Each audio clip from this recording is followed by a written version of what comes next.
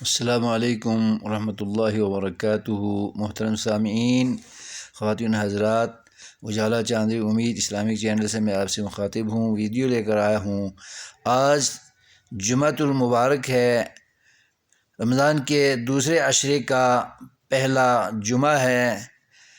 ویسے تو ہر جمعے کو نبی پاک صلی اللہ علیہ وسلم پر درود بھیجنا بہت افضل کام ہے، ہمیشہ درود پڑھتے رہنا چاہیے، مگر رمضان کی ساعتوں،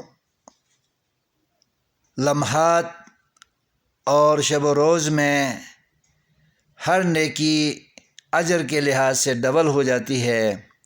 اس لیے رمضان کی ساعتوں میں، باقی لمحات میں، بالخصوص جمعہ کے ایام میں نبی پاک صلی اللہ علیہ وسلم کو خراج تحسین اور خراج عقیدت پیش کرتے ہوئے درود ابراہیمی کا ورد اپنی زبانوں پر جاری رکھیں اور اللہ کے رسول کی شفاعت کے مستحق بنیں۔